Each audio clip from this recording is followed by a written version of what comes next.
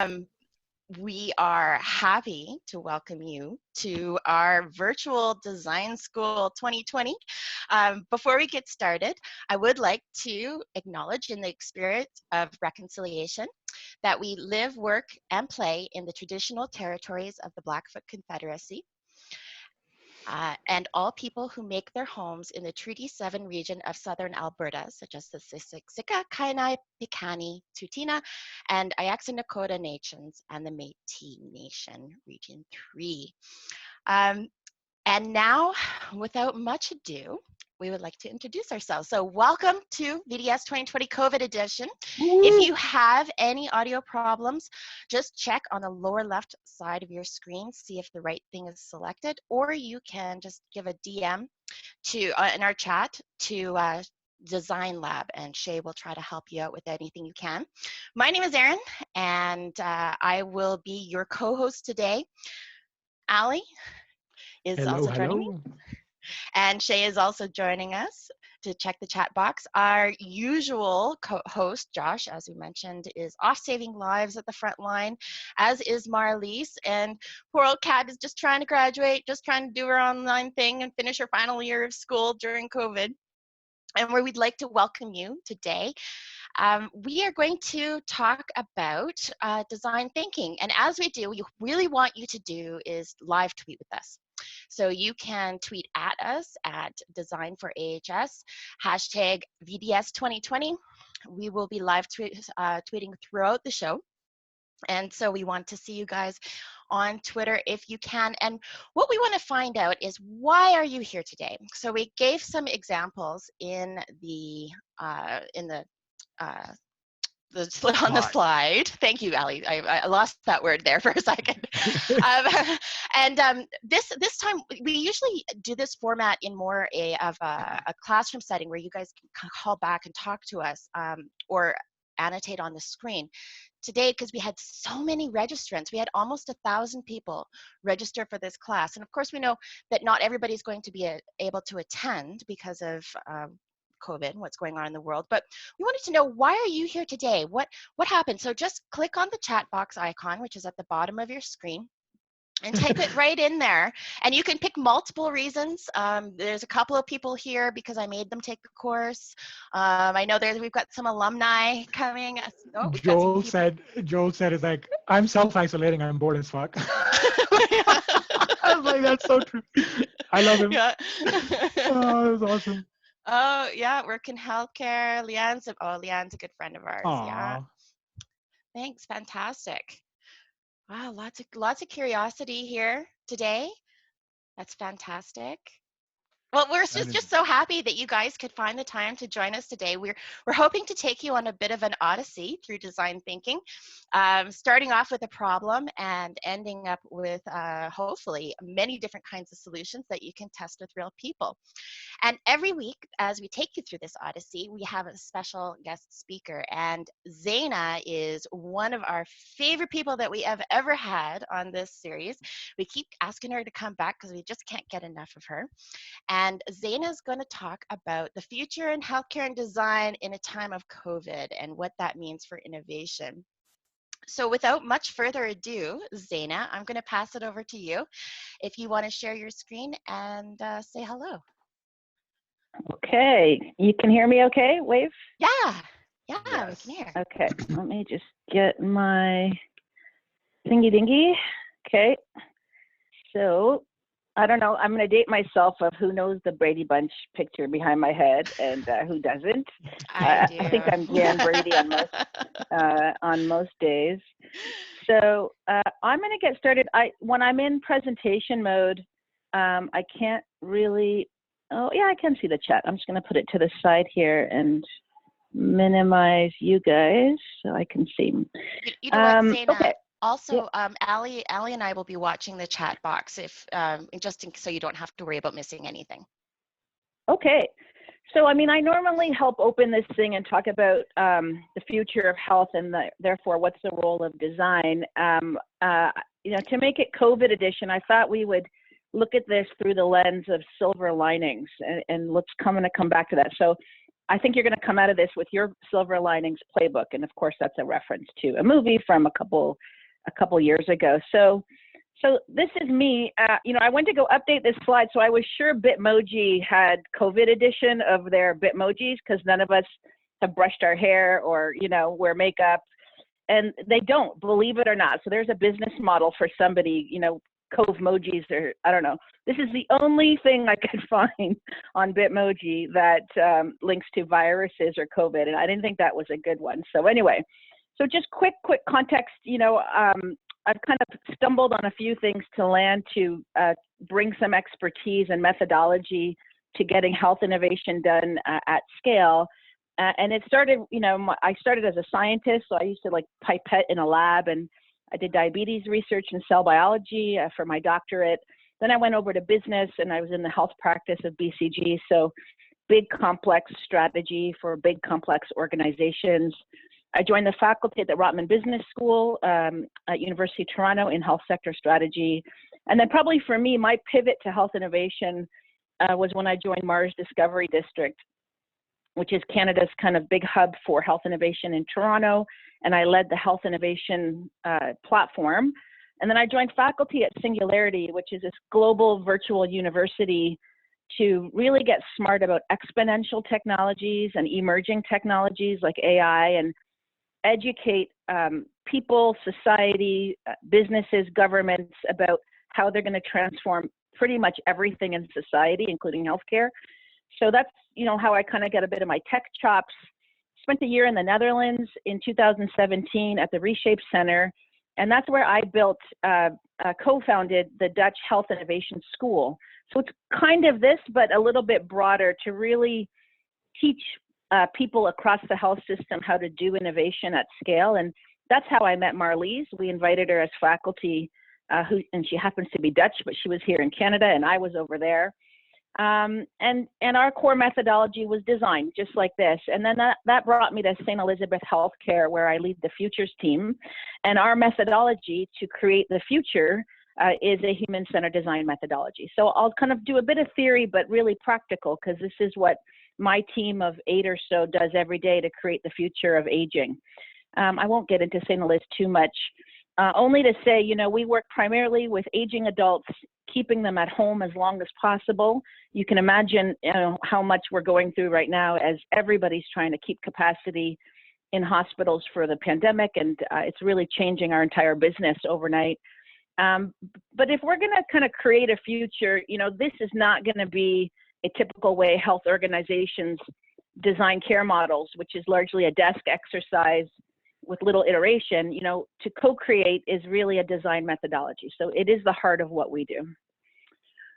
Okay, so just let's kind of step back and see, what's going on. So you guys seem pretty warmed up on this chat, but let's just get you going to make sure I can kind of see. So let's anchor this kind of opening to this incredible school through, what's going on in the world. So I'm going to, put some pictures up, and I want you to tell me if you can recognize what analogs to what we're going through these pictures represent, because I'll come back and link to them after. Okay, any guesses? Throw it in the chat. What do you think this one is? Which plague? Yeah, there we go. Black Plague. Very good. 14th century Europe wiped out 25 to 30 million people in across continental Europe. That's 1/3 of the population. Okay, what about this one? What does this represent that changed the world? Yeah, not World War I, but World War II.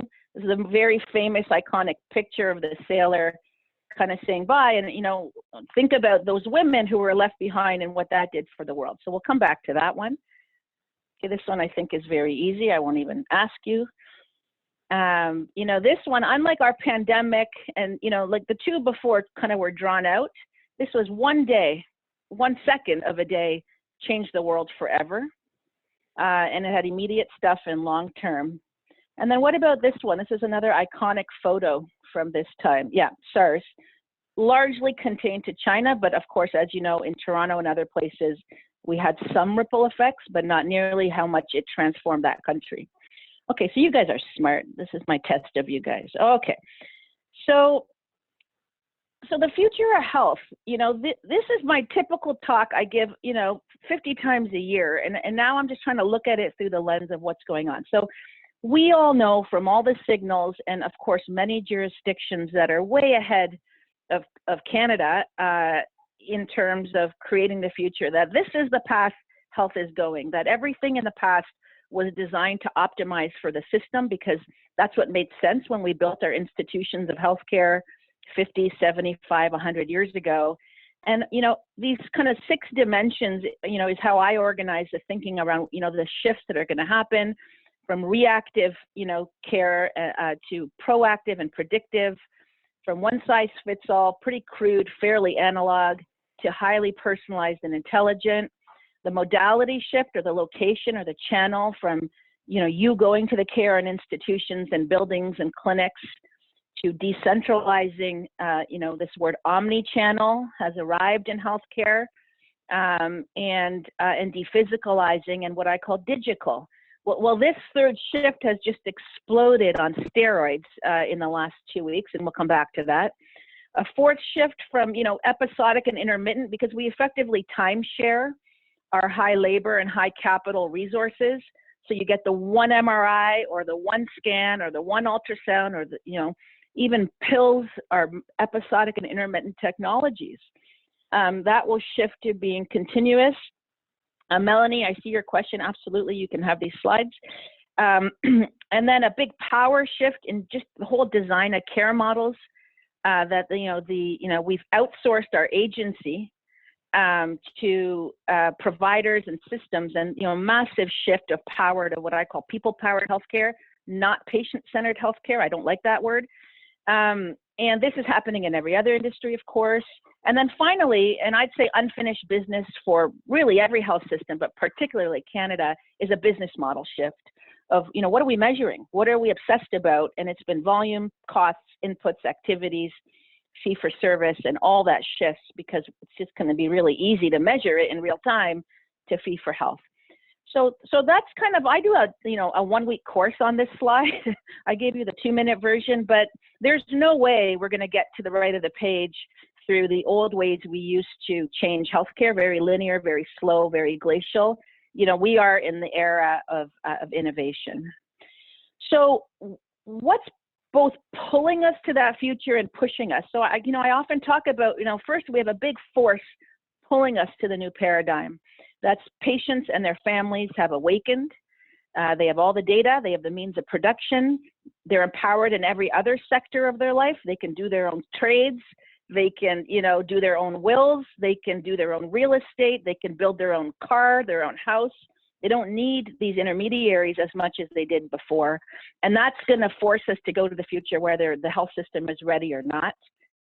The other big driver and force is more of a push out of the old, which is we're out of money, folks. The demand far exceeds supply, both in terms of capital, but also if we had unlimited capital, like in Saudi Arabia or other places that don't finance their health system with taxes, we will never be able to recruit, train, and skill up the labor we need if we keep doing healthcare the way we do. So scarcity is a really good time to rebase. And we're kind of, every health system is at a point that they will not be able to keep doing things the way they are with the business model they have. And when your business model no longer works, you either change it or you're out of business. And then finally, the third big force, and this is like a perfect storm, is there's technology to do something about the first two. And so, in singularity, these are the next generation technologies that will be household names, just like x-rays and vaccines and antibodies and pills and all the tools that got medicine to where it is today that have all historically been analog, and they've allowed us to linearly grow. These new tools for healthcare are all based on software, and software scales exponentially. You can iterate really, really, really fast, and more importantly, AI, voice, virtual reality, blockchain, sensors, 3D printing, and 3 or 4 on the bottom. These are not technologies relegated to healthcare at all. They're being developed in every industry in the world. And so they're all converging, and we can benefit from others putting in the developmental costs. So So these are really poised to bring a technology layer unlike we've ever seen, and we're very, very early.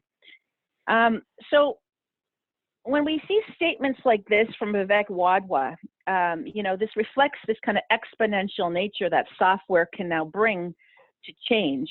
This was true in 2016. It'll be more true every year. That, just like what's happened with data, more data is generated in an hour or a day in the world than, ever in the history of mankind, in healthcare and other sectors, and that'll be the same with progress. But as healthcare people, we can't wrap our head around that.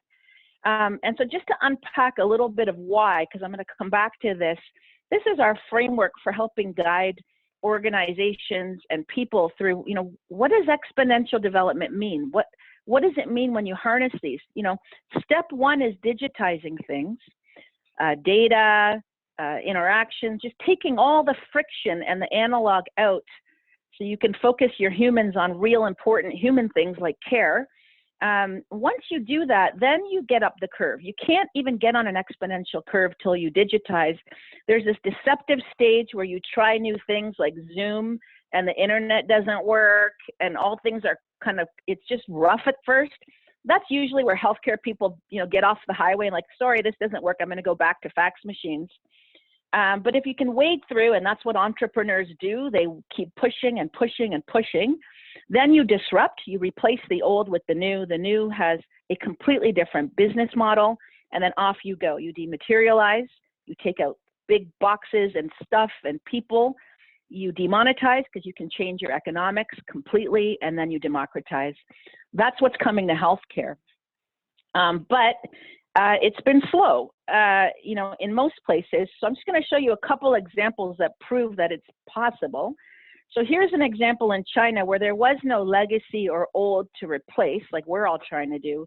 They could just start new. And so Ping An, which was an insurance company, basically built a healthcare system in 4 years and has achieved more in 4 years than we've been able to do in Canada in about 100 years. So, for about 40 to 100 Canadian dollars a year, that's 30 to 80 US dollars or so, depending on what the markets are doing.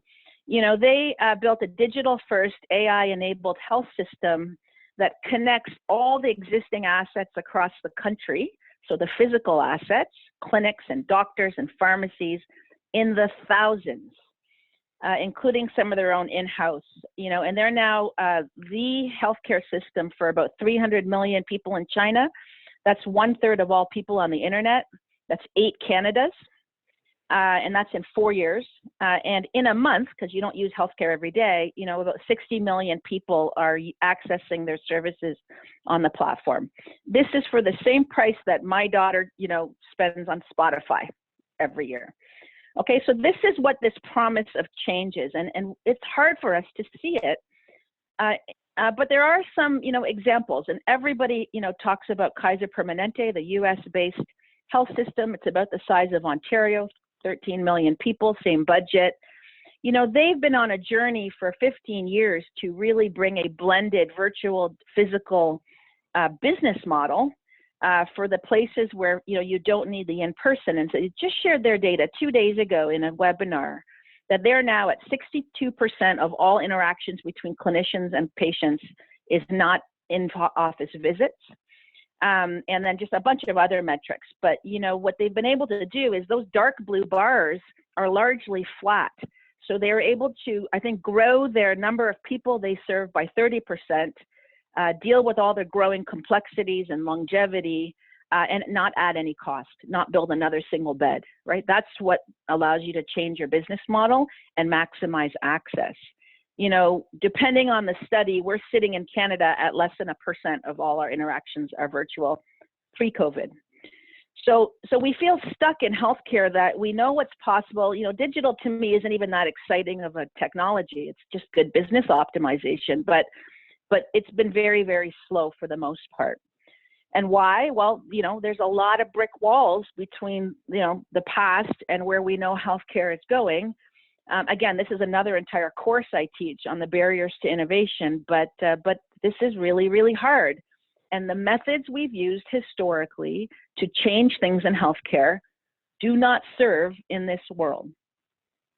And, just to kind of show you the life cycle disparity between the speed at which patients are ready for new stuff, a lot of clinicians are ready for new models of care, and the technology is there, it's just waiting, is a good barometer of how fast people want something that's pretty useful to them. I don't know if Angry Birds is useful or Facebook anymore, but anyway, is how fast you get to 50 million people. And you can see that's, it's getting faster and faster and faster. And we all saw that with our ability to, completely go virtual overnight in how we work. Medicine has stayed at the same clock speed of about 17 years, from proven evidence, this should be the standard of care, to the standard of care. And that's, not going to work when, the rest just wants to keep going. And I'd say here in Canada and most of the world, we're just getting on the ditch. But once we flip, it's going to go. And so the question is, who's going to lead that?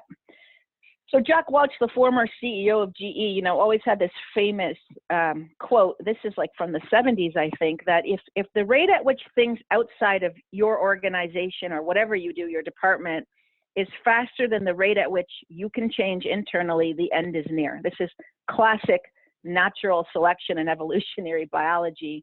And that's kind of what worries a lot of people in healthcare, because, we feel powerless to change that fast for all the reasons we know. So here's where we get to COVID edition. So I don't know if you remember those arrows I had in red before here. They were a lot skinnier. They're now fat and piping hot, okay? So every one of the three forces that are propelling us to the future, pre-COVID, on a 25-year journey we've been on to reinvent healthcare, are now amplified. Our patients and families have pretty much overnight been asked to shift their behaviors and their habits. And there's a new acronym in healthcare called ROPC, Risk of Personal Contact. That will be here to stay, and that's going to change entire models. Massive shifts in the supply and demand curves of, for PPE, as you guys have been saying, and ICU, and people to have to go to different places, and demand for policy. The volume of policy that's been crammed through our governments in these last few weeks is unlike anything we've seen before. So when you have supply and demand out of whack, you move fast, and you don't have time to have a committee, to have a meeting, to have a task force, to write a report, to make recommendations, et cetera, et cetera. And then finally, technology is now not being, knocking on everyone's door, please use this tech. It's being pulled in. So digital alternatives for pretty much everything, and existing technologies, whether they're vaccines or PPE or the manufacturing supply chain or testing methods, insufficient. So an explosion of innovation. So this is kind of, exciting. And, it's reflected already in what people are sharing. So at that webinar of Kaiser 2 days ago, they shared three things I thought would be insightful for you to show how fast things can now happen in innovation.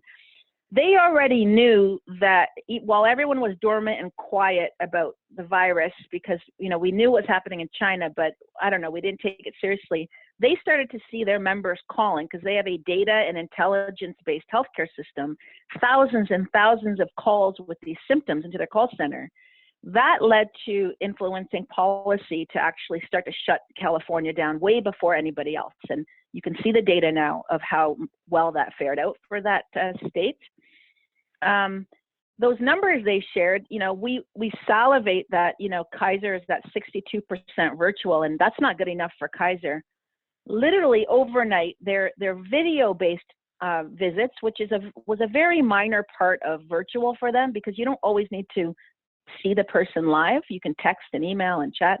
Anyway, they were seeing up to 4,000% spikes of demand where clinicians didn't cancel visits. Nothing got canceled. They replaced.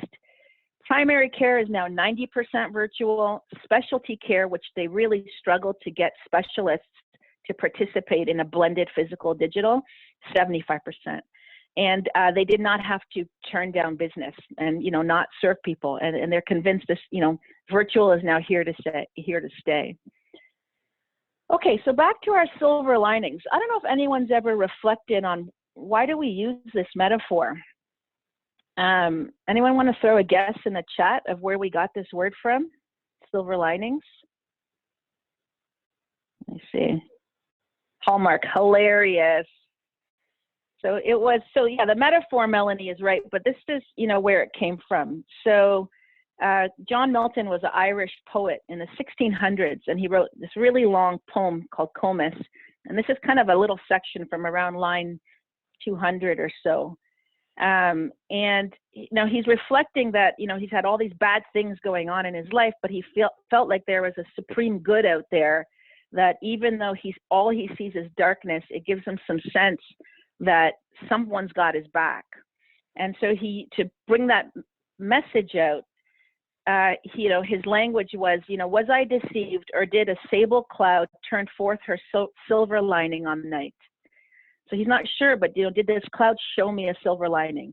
I did not err. There does a sable cloud turn forth her silver lining on the night, and casts a gleam over this tufted grove. So the silver lining, you know, casts light on the, you know, on the grass in front of him in the grove. So that's kind of where that came from. And now it's really a proverb. It's not a poem anymore. So this word silver lining is starting to be used in the context of, you know, while this situation is so devastating, you know, there is a silver lining in terms of a lot of things about society that are going to change, about every sector, and of course, our sector. So coming back to these major events in the world, just throw in the chat for the first one, for the Black Plague. What do you think ended up being the silver lining that maybe nobody saw at the time? How did the world, or really Europe, path and course change forever because of the plague? Anyone remember some things? Yeah, hygiene. So that's the picture of gown and mask, that they used. Sanitation. Yeah, lots of that stuff came out. And, you know, probably it was a health crisis, but it actually changed a lot of the structure of governance and just social norms. You know, feudism and serfdom ended as a result, and massive power shift to these scarce labor resources, these essential resources, kind of the, you know, the essential economy started to emerge already back then. Okay, World War II. Anyone want to guess what were some credits that came out that wouldn't have happened, or they would have happened a lot slower? Women's skirts got shorter. Yep. Lots of institutions came out of World War II, UN. Good. A lot of technology, yes. So I'm just putting a couple, you know, this is how women became a dominant participant, or a major participant in the workforce, because all the men were gone. That's rippled to today. And like all these technologies, jet engines, aircraft cabins, helicopters, computers, the internet, were accelerated significantly during a time of war and crisis. This always happens. 9/11, what do you guys think were the big things that changed the world after 9/11? Security, privacy. Yeah, World War II, Canada did come out. Yeah, right? So overnight, how transportation is done, security worldwide changed, even though this happened in one place in New York City. And our attitudes as a society around trade-offs of our personal privacy for surveillance shifted. And that's exactly what's happening now with this pandemic, right? And then finally, SARS. Think about China. A lot of the SARS, as you know, we're benefiting from some infrastructure. But what happened in China that has actually resulted in a pretty big change for the world because of SARS? Other ideas? Yeah.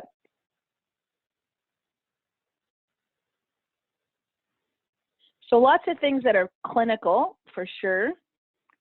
But I don't think we realize what an impact this did to patterns of consumption and ways of consuming and accessing services and products changed overnight because the world had to keep going.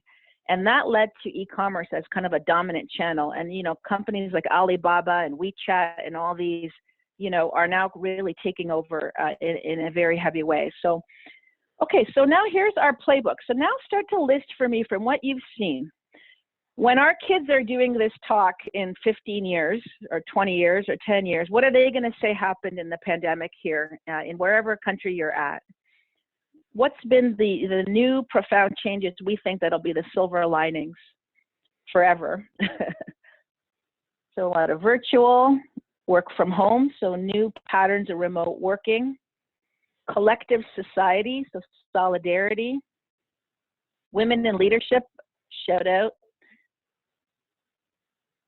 new homeschooling and education models that were literally in Ontario vilified the week before.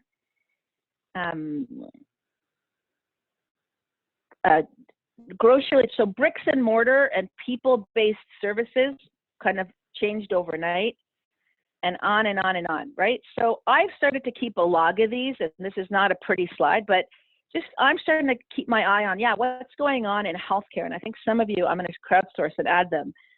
So obviously, overnight, in my world in home care, we got a fee code for virtual care in like 2 days. We've been trying to get that for 25 years. Overnight use, primary care, mental health for free services online. Major change in the clinician talent pool. This is number 2. Cross-licensing overnight in the US. In Canada, the CMA has been trying to get that for years so that we could distribute talent across borders. People coming out of retirement, med students graduating and going right to care instead of waiting for crossing the stage. Tons of upskilling of different people, and sharing staff that need it. We're just brokering right now to send some of our staff to a hospital that needs them. Data, obviously, healthcare has finally arrived to be a data-driven enterprise. Massive transparency, and some of the apps coming out of Taipei, Singapore, Bahrain, Korea, lately France, for surveillance. We are going to have a data-driven model. Hospitals overnight building new facilities in 10 days, converting conference centers, converting hospitals. So, massive capacity surges, testing, new modalities, drive-through kiosks, etc. It goes on and on. Policy explosion, and other industries have now entered healthcare. They're innovating and pivoting their own business model to come lend a hand and maybe create their market entry into our sector. Nike and Gap and H&M and Dyson and libraries and banks and telcos and grocers and you name it. So, and then finally solidarity, intergenerational, right? Because this disease is hitting young people, not old people only. And there's a whole new acceptance and openness against, or, a new view of ageism. Interorganizational cooperation, interprovincial, interstate, fed state, fed province, and it goes on and on. So I'm going to hack Jack Welch. Here's our new mantra for healthcare. If the rate at which our own health works are able to track to the rate of change outside, more happens in 10 days than in 10 years, folks. The barriers to innovation have been smashed. And I just saw this quote yesterday from a doctor out in Bangladesh that the innovations right now that are the highest demand in the world are healthcare innovations. Like, we're the top of the food chain all of a sudden, people. So this is our opportunity. And so just to kind of, where does this link to design? So, right, to be clear, innovation is when you're doing new things you didn't do before, things that everyone previously would have said can't be done, like pretty much that whole slide I just showed a minute ago. That's when you're doing innovation. And you can't just, decide, oh, I'm going to do that and implement it. It needs good design. So just to kind of show you how that links to how we do innovation. So this is our framework at St. Elizabeth. And, my team, my futures team, we focus exclusively on these kind of second and third horizons of innovation, where we're either bringing a new business model, because healthcare has really struggled with having an R&D center for business models. That's what we are. Or bringing a new capability or practice or competency to our organization or to the world. To do that, requires very different approaches and methods and timelines and KPIs that are very different from quality improvement, which is in the bottom left. And design is our core methodology.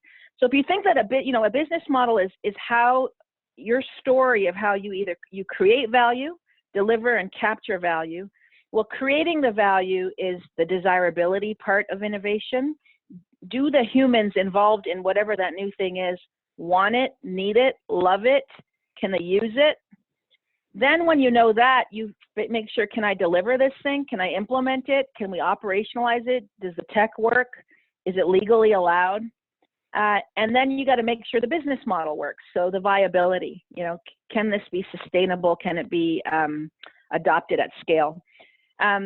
So design plays in all three of these, but your entry point is the red, is the desirability to do innovation. Because you start with what humans want and need and how it's going to work, and then you just keep iterating through operations and finances to make sure it's going to be sustainable at scale. And so you have to lead with design. The mistake that we do in healthcare is we lead sometimes with tech, which is the green, or we lead with business strategy, like a desk exercise with spreadsheets, which is the blue, and then we wonder why it doesn't implement. And that's where design is vital, no matter what problem you're solving. Another way to say that, right, if this is the topology or the ecology of the kinds of problems in the world that need to be solved, x-axis is how much do we know what the answer is? Y is how much does everybody agree on the answer? So our pandemic is in the northeast corner. It's a wicked problem. Complex, this zone of complex problems, that's healthcare problems. And that's where you need design. The problem we do in healthcare is we treat complex problems, the pink, as if they're complicated or simple problems that don't need a design-led methodology. They need more of a kind of consultant-led methodology. And that's where, we wonder why we spin. And so, why complex? Well, this is healthcare. Right. So what we're used to doing is, if your entry point is your department is one of the sections of this ecosystem, you go and solve your problem using your methods, maybe a PDSA cycle for your thing, but it's connected to everything else. So the methodology to solve a complex problem is very emergent, and you need to design and try and test and see. And so, say that another way, the way we historically solve problems is the red line, right? Because it's safe and it's easy, actually. Get the data, have a hypothesis, test it, analyze your results, and then implement. We're in control all the way. We already know the answer. We just need to prove our way to it. That's why things never work. That's why Canada has more pilots than Air Canada. Design is those other curves. It says, I'm going to run 2 experiments, which are shown here, the green and the orange, or maybe 20.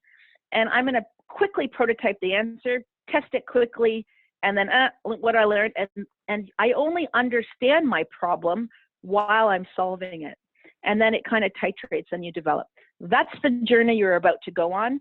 This skill set is going to be vital to anybody in healthcare, and frankly, in my opinion, anybody in the world. So I commend you for going on the journey, and I think you're going to have a lot of fun. Thank you.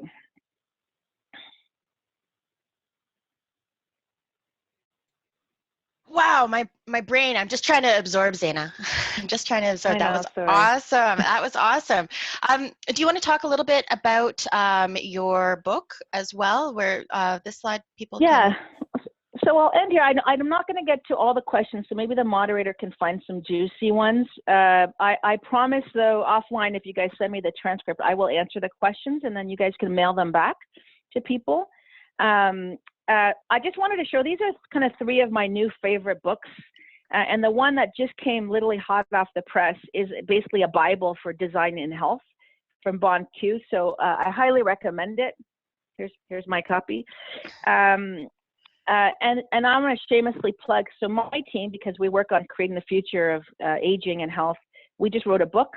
I was supposed to be in Alberta this week as part of my book tour. But that got canceled. So anyway, so if you want to kind of see, we partnered with a design firm, Idea Couture. So we took a design lens to figuring out normative scenarios of the future of aging. not just for healthcare, everything about aging, money and living and housing and spending. So anyway, that's what that is. I hope you enjoy it. Very cool. Very cool.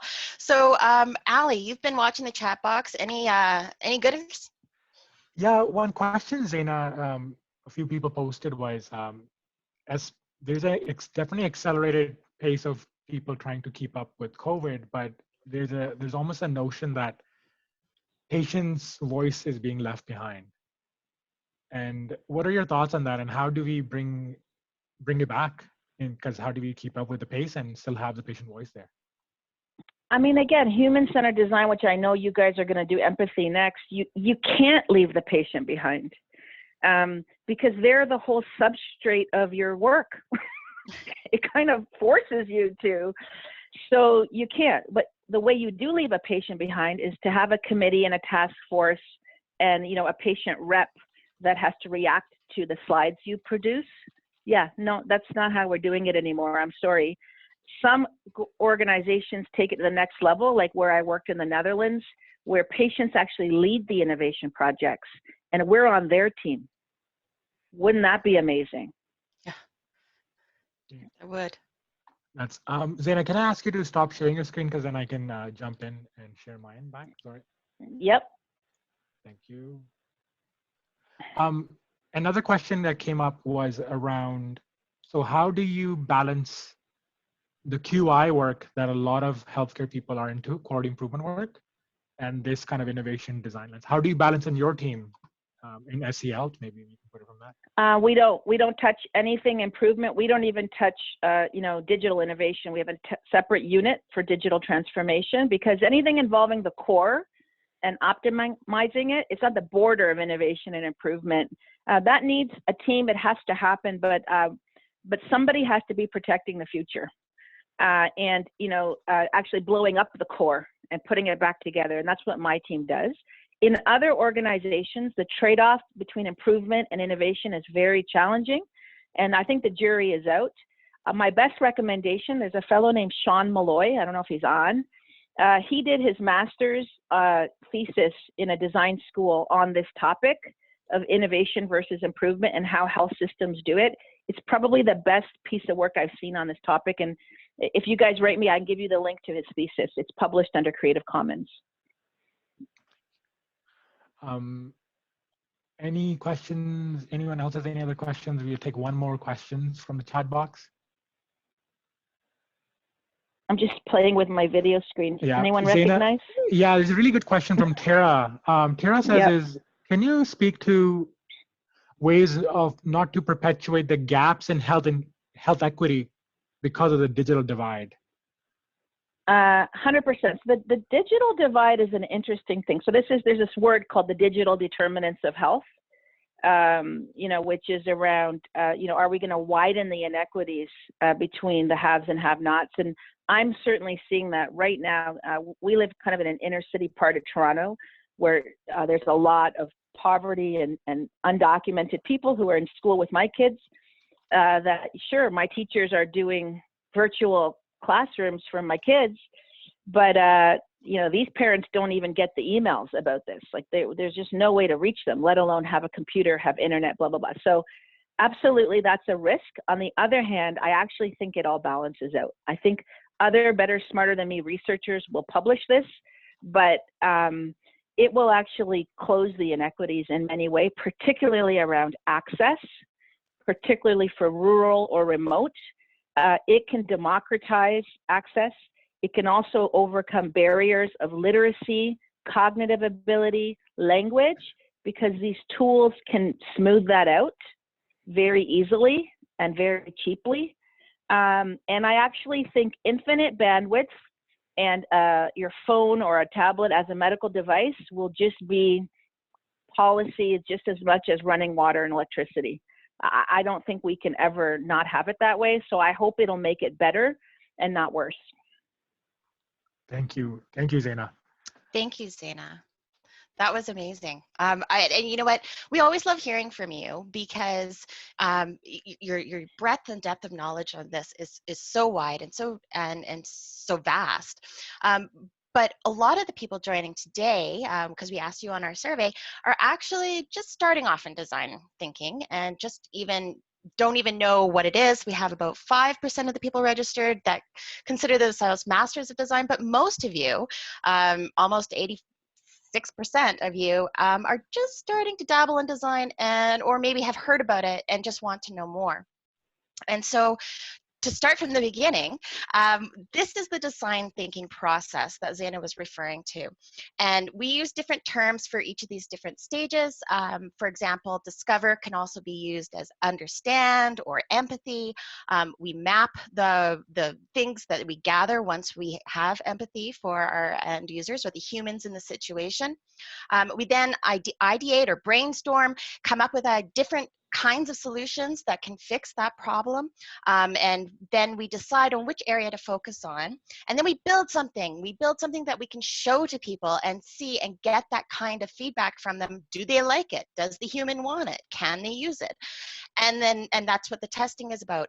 And so this is not just a cyclical or linear process. You can bounce in between all of these different stages.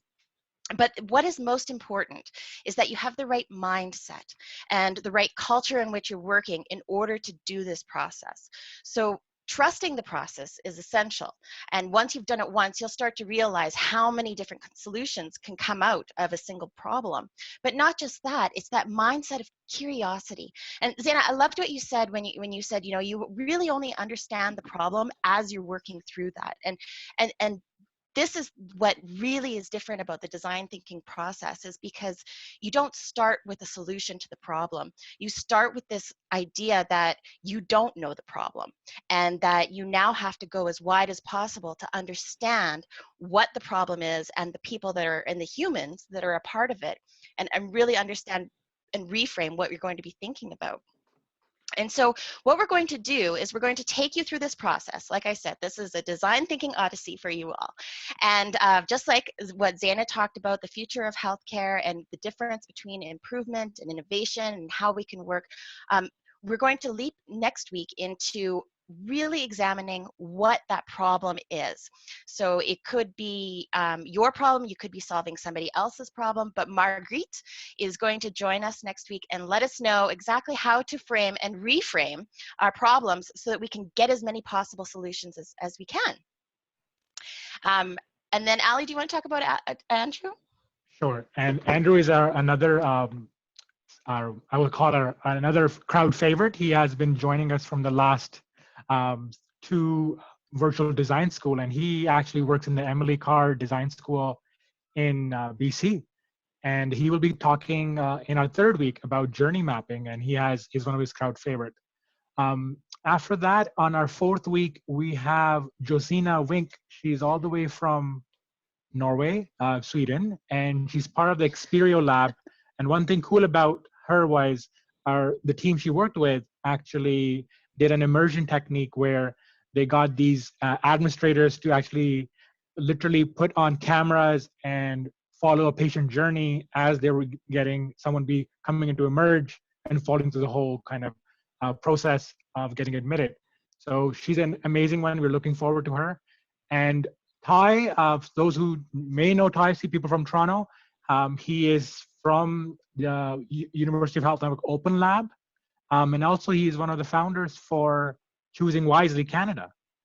So we are very excited to have him, and he's going to talk about prototyping and how do you show and not tell.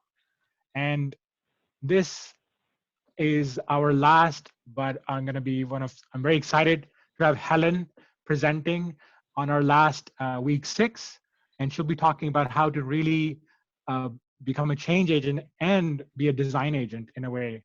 And those of you who don't know Helen, you should start following her on Twitter. She's great. I learn a lot from her Twitter. So this is kind of our lineup and our process of how we're going to walk you through the different elements of the design process that Erin mentioned. And so what we wanted to kind of, before we end, we wanted to talk about this course is supposed to be interactive, and we're also trying to be very hands-on learning. But we understand, COVID's happening, a lot of us are busy. So we want you to know that if you don't have time, that's fine. We will be working through a workbook that we have sent you. Each week, there's an activity that we are asking you to do as part of your learning and kind of apply it. So if you can, if you have time, great. If you have 1 hour to do some homework, we would love you to do your homework on that workbook, send it back to us, either post it on Twitter or email us. And if you have a time, you have a team that has some opportunity, the fun book, right?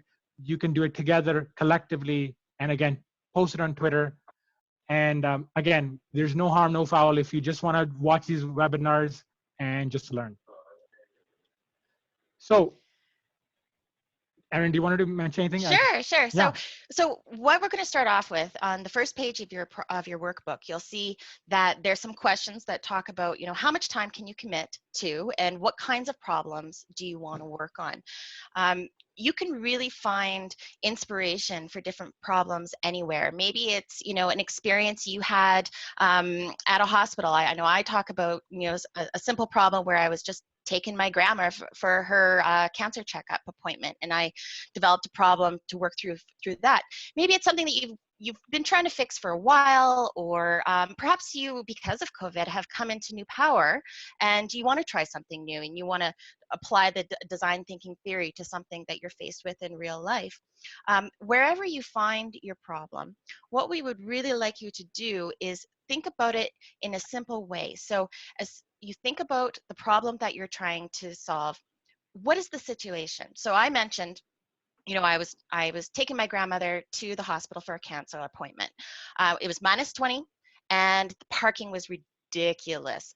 And so if you kind of stretch out that problem and state it in as simply as you can, the situation is my elderly frail grandmother needs to attend a cancer checkup in winter. Involved is my grandmother and myself, and the environment is that parking is ridiculous and it's -20 degrees outside. So considering those 3 bits of information and my knowledge of the problem that I can state is that my grandmother can't walk from where I can park, and she's anxious to be alone by the front door. So you kind of have a problem where you have 2 situations that if you solve one, you can't solve the other. And this is what we want you guys to do with your homework. And so like Ali said, just take a snapshot of it, tweet it, tag it, or send it to our email at design.lab@ahs.ca. So what we want you to come away with today is that it's really about your mindset. So if you don't have a very, complex, complicated problem that you want to work on right now, but you approach this entire course with curiosity and the understanding that it's all about the humans at the center of it, you're going to still get some value out of this. And you really need to trust the process. I mean, I can promise you that if you have one problem, that you will develop more than one solution to this problem. But right now, if you haven't tried that, you're just going to have to trust me on that. So do trust the process, because you are all designers now. We have anointed you. You are ready to set off on the world and take on design thinking with your problems. So don't forget, next week we're hearing from Marguerite, and she's going to be wonderful. Work through your homework, and if you guys have any questions or if you get stuck, feel free to shoot us an email, and we'll try to help you as best as we can. Thank you, everyone, for coming today. Bye. Do you want to just advance? There we are. So there's all the ways that you can get a hold of us. Shay will be sending out this presentation. It's been recorded, and you will be able to find it on YouTube and the slide deck on SlideShare. And yeah, just really glad to see you guys. Next week, we might be doing things a little differently, and we'll have the ability for you to annotate and even talk out loud and turn on your video. So we're really looking forward to that. And we'll see you all here next week. Bye. Bye.